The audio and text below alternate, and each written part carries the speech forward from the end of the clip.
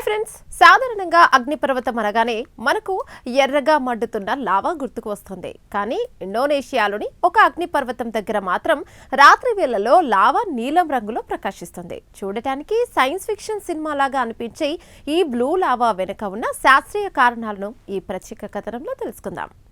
ఈ వింత దృశ్యం ఇండోనేషియాలోని తూర్పు జావాలో ఉన్న కావా ఇజన్ అనే అగ్నిపర్వత సమూహం వద్ద కనిపిస్తుంది. ఇది ప్రపంచంలోనే అత్యంత అరుదైన దృశ్యం.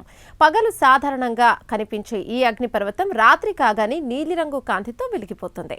నిజానికి లావా ఎప్పుడు నీలం రంగులో ఉండదు. లోపల నుండి వచ్చే లావా ఎరుపు నారింజ రంగులోనే ఉంటుంది.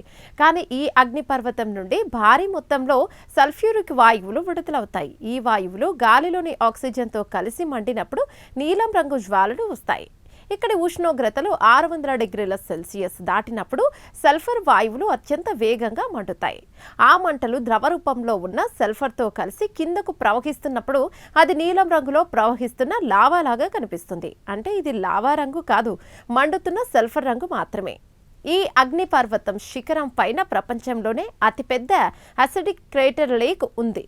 ఈ సరస్సులోని నీరు అత్యంత ప్రమాదకరమైన సల్ఫ్యూరిక్ యాసిడ్తో నిండి ఉంటుంది. ఈ సరస్సు రంగు కూడా ఆకుపచ్చ నీలం రంగుల మిశ్రమంగా కనిపిస్తుంది.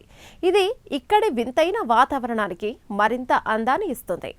ఈ అద్భుతం వెనక ఒక విషాదం కూడా ఉంది. ఇక్కడ వెలువడే గడ్డకట్టిన సల్ఫర్ను సేకరించడానికి వందలాది మంది కార్మికులు ప్రాణాలకు తెగించి పనిచేస్తారు. ఎటువంటి మాస్కులు లేకుండా ఆ విషపూరిత పొగల్లో వారు గంటల తరబడి గడపడం ప్రపంచవ్యాప్తంగా చర్చనీయాంశమైంది. ప్రకృతిలో దాగి ఉన్న రసాయన వింతలకు ఈ బ్లూ లావా ఒక నిదర్శనం.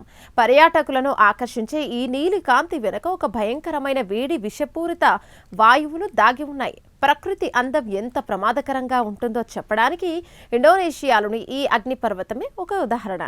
ఈ స్పెషల్ ఫీచర్పై మీ అభిప్రాయాలను కామెంట్స్లో చెప్పండి. ఇలాంటి కథనాల కోసం మా ఛానల్ని సబ్స్క్రైబ్ చేయండి.